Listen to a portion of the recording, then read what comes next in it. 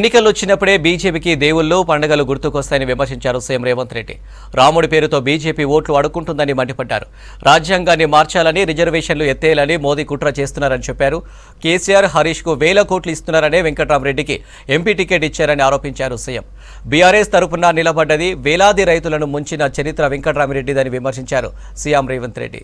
BJP నుంచి నిలబడ్డాయన ఎవరో కాదు, పక్కనే దుబ్బాక ఉప ఎన్నికల్లో ఎమ్మెల్యేగా గెలిచి మోడీ నుంచి వేల కోట్ల రూపాయలు నిధులు తెస్తామని దుబ్బాక ప్రజల చెవుల్లో పువ్వు పెడితే ఆ పువ్వును మొన్న శాసనసభ ఎన్నికల్లో బండకేసి కొట్టిండ్రు, ఉప్పు తీసి ఉప్పు పోసి పాత రేసిండ్రు.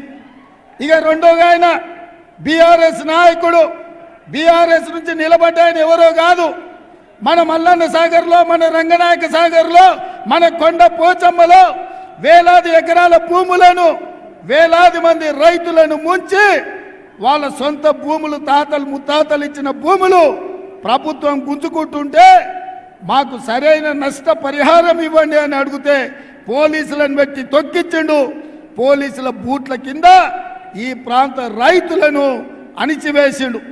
ఇవాళ మన మీద అక్రమ కేసులు పెట్టి మన భూములు గుంజుకొని మన ప్రాంతం మీద ఆధిపత్యం వహిస్తున్న వెంకట్రామరెడ్డిని ఓడించాల్సిన బాధ్యత కేసీఆర్ కు, హరీష్ రావుకు గుణపాఠం చెప్పాల్సిన బాధ్యత మెదక్ జిల్లా యువకుల మీద ఉన్నది, ఈ ప్రాంత రైతుల మీద ఉన్నది అని చెప్పి నేను ఈ సందర్భంగా గుర్తు చేస్తున్నా.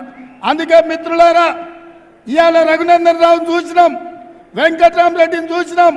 వెంకట్రామరెడ్డి ఆల్రెడీ ఎమ్మెల్యేగా ఉన్నాడు, ఇప్పుడు మళ్ళీ ఎంపీగా ఎందుకు నిలబడ్డా అంటే కేసీఆర్ కు, హరీష్ రావుకు వందల కోట్ల రూపాయలు ఇస్తున్నాడు కాబట్టి ఎక్కడి నుంచో కరీంనగర్ నుంచి తీసుకొచ్చి మెదకు ఎన్నికల బరిలో దించిండ్రు.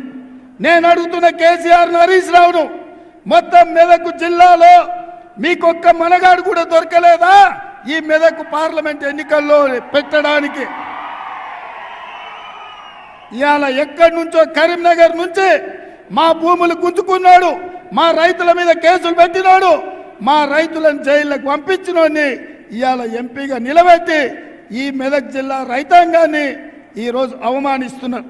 అందుకే మిత్రులారా, ఈరోజు మీ కష్టాలు తెలిసిన వాడిగా, మీ బిడ్డ మీ మధ్యలో ఉండేవాడు, మీ సమస్యలు ప్రస్తావించేవాడు, గల్లీ నుంచి ఢిల్లీ వరకు మీ సమస్యల్ని పరిష్కరించడానికి